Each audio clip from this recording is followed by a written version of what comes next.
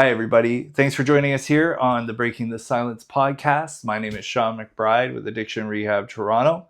I'm joined here today, thankfully, humbly, by Lee Murphy, our own clinical lead at the facility.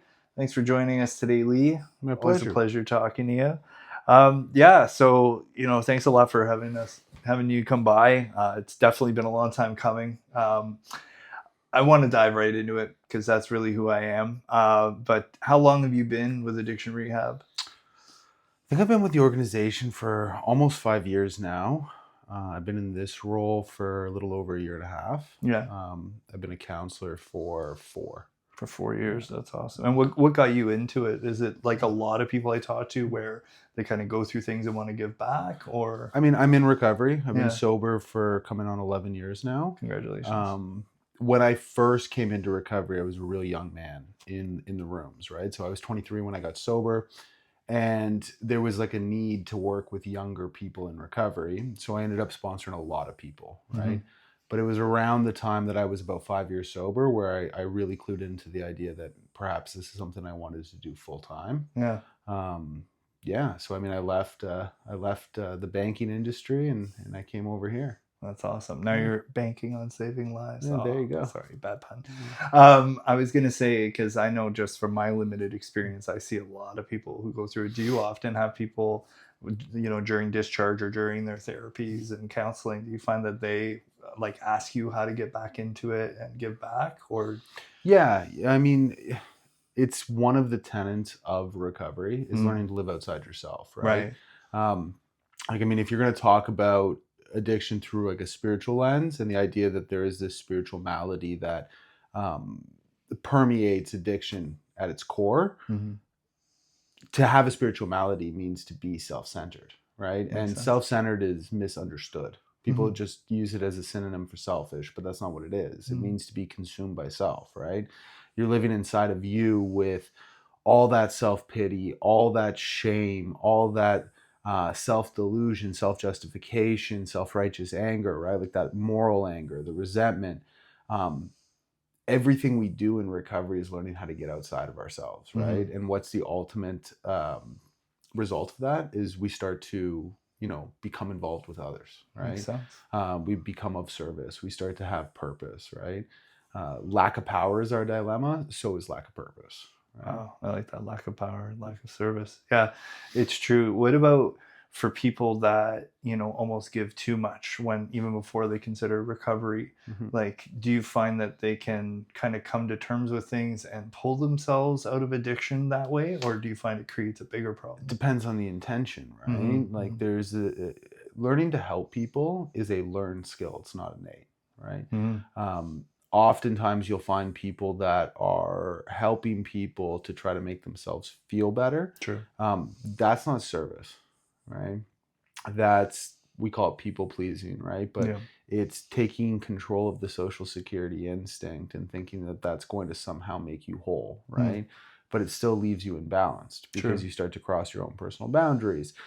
And ultimately, you often don't actually end up helping people because what you're doing is saving people from their consequences. They might like it. They might feel better. It might be a temporary fix, but it doesn't actually guide them towards, what they're looking for, right? Makes a lot of sense. So, even in that regard, right? Like, okay, I'm doing all of these things that people think are helping, but it's still self-centered.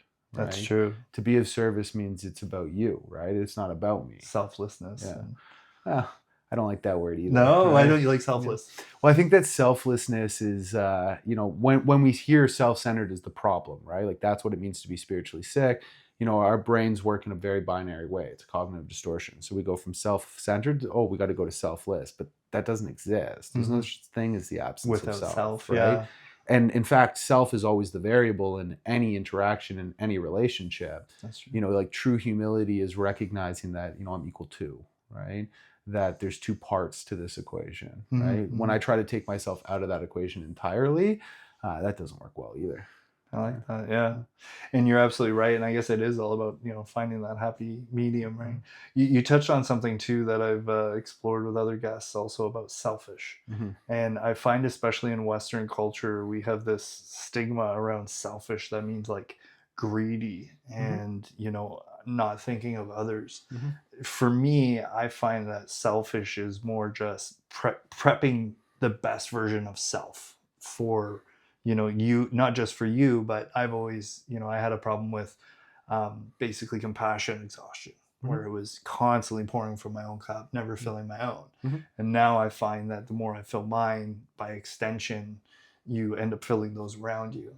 Yeah. Do you agree with that, or do you see it a different way? No, I hear what you're saying, right? And I don't think what you're describing is necessarily selfish. I think it's you. It comes back to like my description of why there is no selflessness, right? I am always a variable, right? And that variable is equally as important as you being a variable in, this relationship right now, right? If I pretend that I don't exist, then yeah, I'm going to end up with things like compassion fatigue, or I'm going to end up with, a degree of insecurity or burnout, or, a lot of different issues that come out of self-denial. True. Right. True. Self-interest and selfish are two different things, right? Elaborate. I'd love to hear that. Well, like self-interest is recognizing that in pretty much everything I do, I have something to gain out of this, right? Or I probably wouldn't be doing it, yeah, right? Even if what I gain is the ability to just get outside myself for a bit, right? It's still a purpose. But there's always going to be an interest, yeah, right? Selfish is more along the lines of, everything's still filtered through that self-centered perspective, right? Like I'm thinking about you, but only in relation to me. I'm helping you because of what it's going to do for me. Interesting. Right? You start to create an elaborate system of covert contracts that ultimately lead to more fear and frustration. That's very valid. Yeah, absolutely. Something we discussed off camera that I'd like to get to are barriers to entry. Tell me about that a little more. Yeah. So, I was thinking about this more since we talked last, and talking about the 12 steps in particular, right? So, I'm an addict.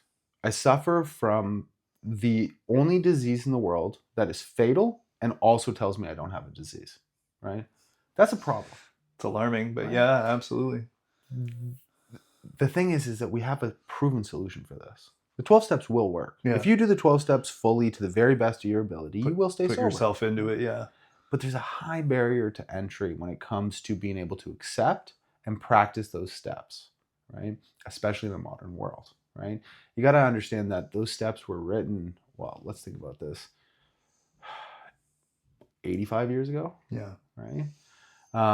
Back then, this concept of God was ubiquitous. Yeah, right? Yeah. That doesn't exist in today's culture. There are people that have religious leanings, sure, right? But there's a lot of people that don't, right? That's true. And whether I have religious leaning or I don't, I still have all these preconceived notions about what God is. God is, yeah, right? Yeah.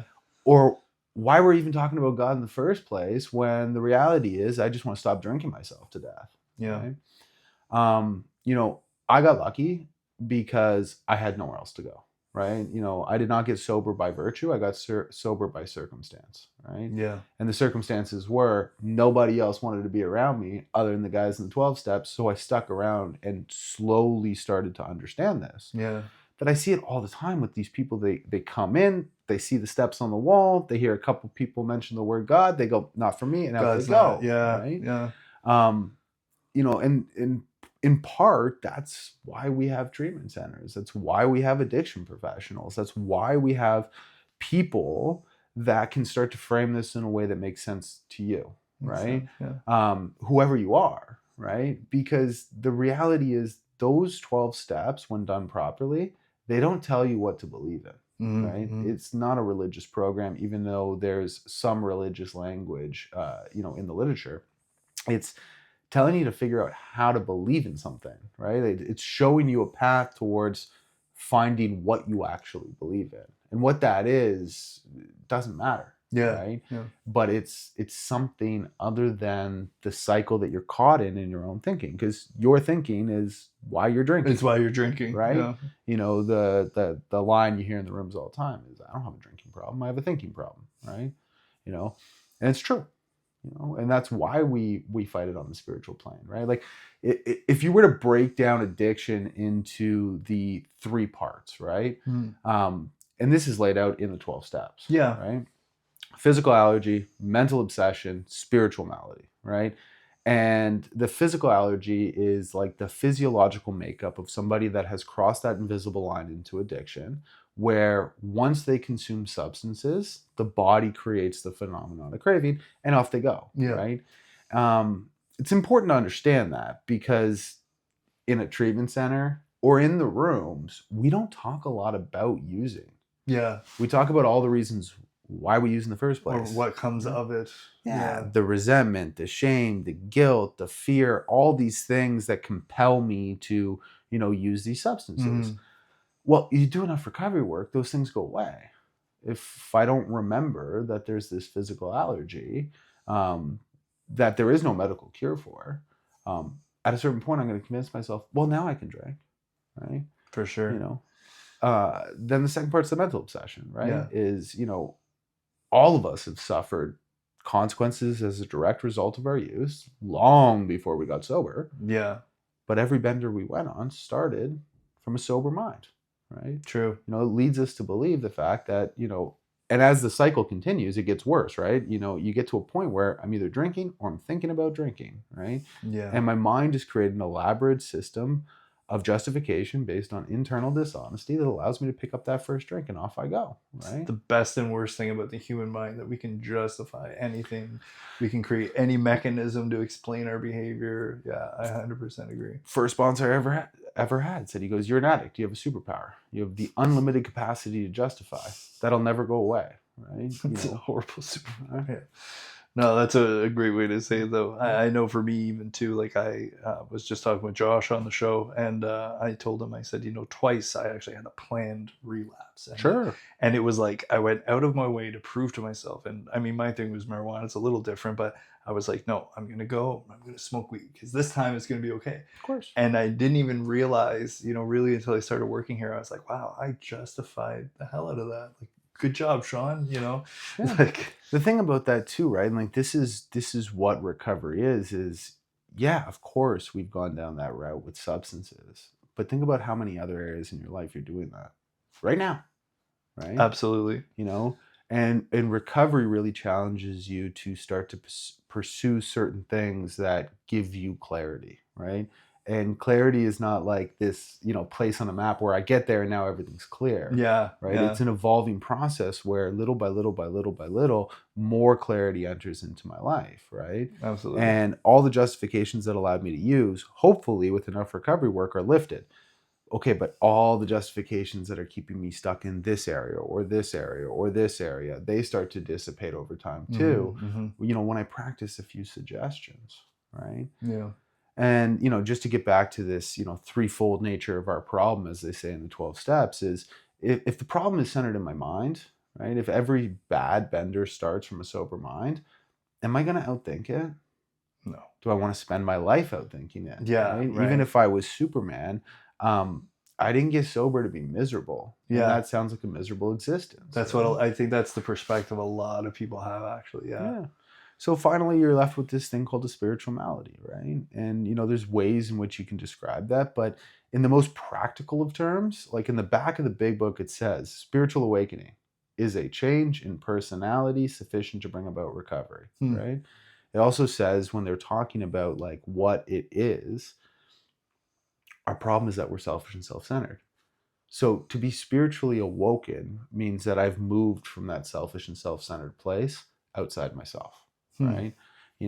I call it other-centered, right? I like to keep the word secular because I think it helps. Yeah, right? I like that. And if I can stay in that other-centered place most of the time, right, I'm going to have less problems in my life. And you're not going to constantly be thinking about using. I'm not going to be in that mind where I have that fear. I'm not going to be in that mind where all that resentment is, or that shame is, or that guilt is. I'm going to be free, right? Yeah. When we say free from addiction, we don't mean free from the substances themselves, right? First thing I tell a guy when I sit down, we're working together, what's your goal? And he goes, I don't want to use anymore. I go, well, you need better goals than that, bud, right? Yeah. Because ultimately that's not enough, right? Worst year of my life, I wasn't using. Yeah. I know for me too, so I've only got 2 years in, but I know for me, like even those first like 7-8 months, it was rough. And you're right, like you are constantly thinking about you know, I'm not going to, I'm not going to, I'm not going to. And of course, by extension, you're thinking, I want to, I want to, I want to, right? Yeah. So I totally get that. And now, do you find, like, say, for instance, can you correct one of those without the other? Or does it have to be mental, physical, and spiritual that you have to correct? Well, the reality is that, like, that spiritual piece we're talking about, right? And like, there's various ways to go about that don't require church. They don't even necessarily require AA if that's not your thing, right? But like, moving outside of self, ultimately the other two start to straighten out, right? Makes sense. I mean, the physical is never going to be corrected. Yeah. If you truly are an addict or an alcoholic, like, if you pick up, you will continue to use. Yeah. Right. Yeah, it's guaranteed. And you know, that leaves us with only one option, which is we can't pick up.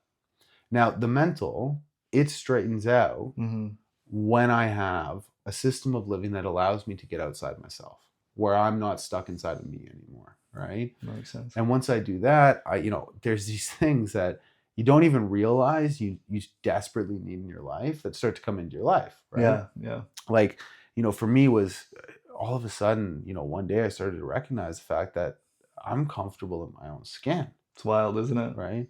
Which is not something that I even knew you were allowed to do as a human, right? I spent my whole life, like, my story's, my story, but I saw a therapist when I was 4 years old. My parents knew something was wrong with me from a very young age. Yeah. So, a couple years into recovery in my early 20s, and all of a sudden it's like, I'm actually quite comfortable with me. That's awesome. I can sit with myself. Like, I'm not living with this impending sense of doom. Yeah. Like, that was, priceless, man. It's wild that you just said impending sense of doom, because that's exactly the term Josh just used. And it's funny to me how much it resonates with me. I really feel like maybe only 2.5 months ago, I came out of survival mode. And I was telling a good friend of mine, I was like, people don't realize, like, you don't have to go from miserable user to super happy sober guy. Just finding that I don't feel like a mess. I don't feel like the shoe's gonna drop. It's huge. Like, it is ever so rewarding and fulfilling. And then, like you said, just when you're helping other people, it brings out something like I don't think a lot of people on the other side can really imagine. Let me ask you something. Do you see, because you've been here 5 years, have you seen, like, the addictions that have come through the door really changed a lot since, like, say, COVID? Do you find that there's a lot more concurrent, like, someone coming in with a mental issue, like a mental, like, side effect almost from using? Or do you find like it's pretty much the same as it was pre-COVID? Or So I'm going to answer your question, but I just want to point out something you said right before that, which is you don't have to be this, happy sober guy, right? The pursuit of happiness has messed up more people than probably anything else. I'd agree 100%. And there's a reason for that. Happiness is one of 146 emotions. And I'm actually usually okay when I'm happy, even as an addict. Yeah. Right? It's the other 145 I have an issue with. Right? Fair enough. So, we chase peace. We don't chase happiness, right? It's far more powerful to be okay when you're sad, okay when you're afraid, okay when you're angry. That's right? true. That's true. And that's what we do in recovery. And then to get to your other question about, like, COVID's impact on what's happened here. There's a lot of different, philosophies on this, I'm sure. But the thing I've noticed the most is, look, the buzzword in treatment or even in the rooms is opposite of addiction is connection, right? I think that when you have something that disconnects the way that the pandemic did, it's not so much that it exasperates the issue as much as it just sheds a light on what's already there, right? So I think a lot of people were kind of forced into a place where their own coping mechanisms for whatever was going on inside of them were taken away from them. And then they were left with just this undercurrent of, internal unmanageability. That makes a lot of sense. And they haven't been able to get their footing after that. Yeah. Right? There's a lot of people in this world that, live their lives with a lot of external things that kind of, they're like load-bearing coping mechanisms that they use that are not healthy or unhealthy, they just are. They just right? are, yeah. But they don't actually ever solve the problem, right? Like rarely do we ask the question, why is it so important that I have this thing? And can I actually solve the impulse that makes me Triggers that need thing. that Yeah, thing? that makes right? sense. Like someone who has to Yeah. go to the gym, 5-6 times a Exactly. week. Yeah, right? same thing. Makes a lot of sense. I like what you said about, the pursuit of happiness, because you're right. Like, I don't think enough people, the reason I use that is because, a lot of times I really feel like things like social media, just the general public, they make it seem like if you're, you have to be this gleaming individual having all these amazing things. And I think people really nowadays miss the point. Like you said, like I really like how you said, you can be angry and be okay. You can be sad and be okay. Like it's really once you find that peace that, and I don't think people realize too, you said earlier about clarity, and a lot of people see it like a destination, especially people in recovery. It's like drunk, clarified, totally fine, sober. And I know even for me, they always say it's cliche again, but healing is non-linear. I don't think people realize that it doesn't mean like you're gonna have setback and up and down. It's just sometimes you'll get to a point where you're like, I feel 100 times better. Sometimes you're gonna feel, 3 times better. Sometimes you're gonna feel a little bit worse. But the point is, like you said, you reach a certain point where you're like, holy cow, I don't hate myself. I don't feel like I'm jumping out of my own skin. I think that's massive. Well, like the moments in early recovery where I was happy were nice, right? But the moments in early recovery where I was afraid, but that fear didn't control my behaviors, and I was okay with the fact that I was afraid, far more powerful. Yeah, right? I agree. There's a lot that goes into this thing, right? But the thing that I really wanted to focus on was whatever we think we know about those steps, about the 12 steps in general, we don't. We don't, right? Like they're very simple in terms of how they're written, but they have language that brings up our own emotional experience, right? Yeah. And really what we need more of is access to people that can help you understand them in a different way. I agree with that, yeah. Allow you the space and the time to investigate them in a way where you can break down some of that contempt, right? Yeah. I don't think I've ever met somebody that can't work that program, right? I've just met a lot of people that haven't been introduced to somebody that can explain them in a way that makes sense to them. Right? It's like any big concept though, right? Like, I mean, if you look at half the sciences out there, right? If you don't have somebody to act as almost a translator, and I think what you touched on earlier too, I know even for me, before I kind of came into this world, whenever someone would say AA, I automatically thought heavy Christian overtone. And I think that that's an incorrect association that a lot of people have. And now after learning more about it, even talking to you, talking to other counselors here, you realize that the concept of God, like you said, and higher self, like these can apply to any spiritual practice, any religion. It doesn't have to be the all-father figure with the beard pointing down at you. It can be very practical and even have like an analytical tint, right? Like you can look at higher power as a collection of principles or universal truths, right? Can I conform my behaviors with things like honesty, open-mindedness, willingness, love, and tolerance, right? If I can do that, is my life going to be better? Do I believe that? Okay, well, now you're believing in something that is bigger than you, right? Absolutely. These are principles and I call them universal truths. It's things we know to be true and have known to be true for thousands of years, right? I mean, read Marcus Aurelius's Meditations, right? Great philosopher. He basically preached the same principles for living that the Big Book preaches 2,000 years later, right? So, can I believe in those principles? Do I fundamentally get to a place where I can say, if I'm honest, regardless of consequences, that's going to lead me to something better? Okay. There's a starting point. Yeah, and that nail on the head. I mean, really, like, is it better to hate or love? Well, come on, like, sure, it's pretty hard to justify that it's not the better way. Well, here's another barrier to entry, right? Like, ask yourself, why do people not change, right? Okay, so you identify as an addict, right? And I'm guessing, because this is ubiquitous with addicts, you became a bit of a liar in addiction, correct? Right? I hit it, yeah. Did you grow up wanting to be a liar? No, but I did at a young age, Yeah. like embellish and lie. Yeah. But did you like make a conscious decision to say, hey, you know what? I want to be a liar. I think this is better. No, or did you always hold firm to the idea that honesty is probably better than lying? Yeah, no, of course I do that. Yeah. Yeah. So, we get to this thing. There's a step, actually. One of the steps is became entirely ready to have God remove all these defects of character, right? And it shines a light on a problem that people face when they're trying to grow, whether it's through psychotherapy, through counseling, through the program, through smart recovery. It doesn't matter, right? Is they get to this place and they go, okay, here's the behaviors I want to change, right? And I really, really, really want to change them. But they're only focused on the consequences of those behaviors, right? If you ask me, are you entirely ready to let go of dishonesty? Well, all I think is, yeah, I don't want to be considered a liar anymore. I want people to trust me. Look at all the wreckage that dishonesty's caused in my life. I'm entirely ready to let it go, right? And then I walk out and I face a situation where if I lie, I get what I want. You get what you want. Right? Or I get out of trouble. Yeah. Right? Or I don't have to feel the fear of perhaps maybe being in trouble. Yeah. Right? Yeah.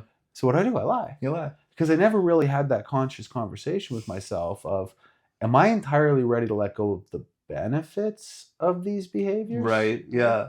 Because every behavior that a person has that they want to change, they do it for a reason. Yeah. And the reason is it benefits them. Now, it's going to operate on, it's going to operate on this principle of short-term benefit, long-term deficit. And by the time you end up in recovery, the deficits have now far surpassed these little short-term benefits, right? But I got to become aware of those benefits because that's what I need to sacrifice if I'm going to change. That makes sense. That makes a ton of sense. Yeah. That's awesome. I love the way you put it, Lee. I mean, just every time I talk to you, super insightful. You've got such a good grasp on, what's necessary for recovery, why recovery is important, how people should see the 12 steps and the program in general. Always an honor to talk to you. Anything you want to leave people with or anything? I mean, obviously, I think a big thing for a lot of people is maybe look into NA, AA, CA on top of, counseling and whatnot. Don't turn it down just because it mentions God a few times. I think that my biggest thing is like, look, if we're going to talk about the program just in general, right, whether it's AA, CA, or NA, absolutely go check it out, right? But find somebody to talk to. Don't just go to a meeting, right? Mm-hmm. You go into a meeting and you hear a bunch of people talking about recovery at various lengths and their own interpretations of this or that, and you walk out and most of it's just jargon, right? You've heard a bunch of stories because you don't know that language yet. Yeah. I sponsored a guy once for many, many, many, many years, right? And by the time he was about 3 or 4 years sober, we did his second round of steps. And the second round of steps, he said to me, he goes, the first time we did this, you taught me a language, right? The second time we did this, we now both speak the same language and we can have a better understanding of these concepts, right? Sure. So if you're actually like serious about getting sober, the reason we have detoxes, the reason we have treatment centers, the reason we have counselors is that get yourself in touch with somebody that's going to give you guidance on how to utilize that program. Makes sense. How to make sense of what's in that program. Yeah. How to work that program, right? Yeah. I don't go to AA to make AA my life. I go to AA to get my life back, right? And to build the life I deserve and that I want, right? Well said. So, find somebody that knows what they're talking about, who you can relate to, and who can make sense of some of these things for you. Because you're not supposed to understand how it all works when you walk in there. You wouldn't be. That's why you're walking in. Yeah, exactly. You wouldn't be having problems if that were the case, right? That makes sense. I always think about the analogy. You're trying to fix this project in front of you. Well, you've only got limited things in your toolbox, but the person next to you has a full toolbox. Sure. Why not ask them to borrow some tools, right? So 100%. But I guess what I would add to that is, my brother builds things for a living. Right? Yeah. I can borrow anything from his toolbox, right? But I'm probably going to cut my hand off. But you need to know how to use it. So I also need him to come over and how to use that tool. That's a good addition. Right? Yeah, for sure. AA 12 steps, there's the tools to keeping you sober, right? But who's going to show you how to use those tools, right? For sure. And that's paramount in terms of making you, understand this thing. True. Lee, always a pleasure, man. Love talking to you. Thanks a lot for joining us today. Find us on YouTube. You can find us on Spotify. Lee Murphy with Addiction Rehab Toronto, everybody. Have a good day.